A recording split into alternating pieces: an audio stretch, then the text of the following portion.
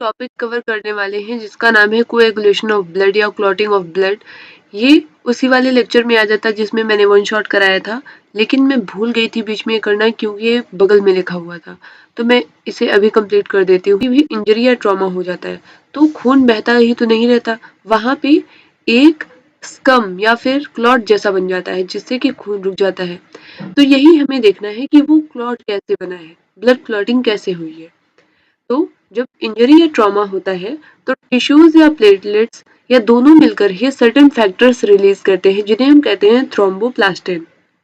अब ये thromboplastin series of linked enzymatic reaction से एक एंजाइम कॉम्प्लेक्स बनाता है। कैस्केड रिएक्शन क्या होती है, जिससे ए से बी बन रहा है फिर बी किसी और दूसरी रिएक्शन करवा रहा है, तो ऐसे क्या होता है कैस्केड रिएक्शन होती है। उससे क्या होता है थ्रोम्बोप्लास्टिन से बनता है थ्रोम्बोकाइनेज जो कि एक एंजाइम कॉम्प्लेक्स है।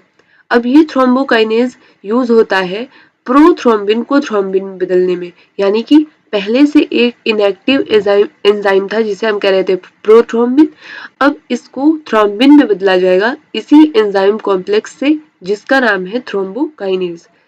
अब ये थ्रोम्बिन फाइब्रिनोजन को बदल देगा फाइब्रिन में कैल्शियम आयन के प्रेजेंस में।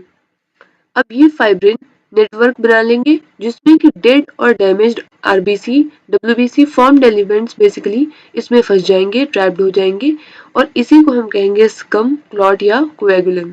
इसका कलर होता है डार्क रेडिश ब्राउन। तो यहाँ पे हमें बस इसमें याद रखने वाली बात यह है कि थ्रोम्बोप्लास्टिन से बनेगा थ्रोम्बोकाइनेज, बाद में ये बनवा देगा थ्रोम्बिन और बाद में ये बन जाएगा फाइब्रिन। इसे हम याद कर लेंगे, प्लास्टिन पहले आया है, काइनेज बाद में आया है। उसके बाद में तो याद ही हो जाएगा कि फाइब्रिन बाद में बना था, उसके पहले बना था थ्रोम्बिन।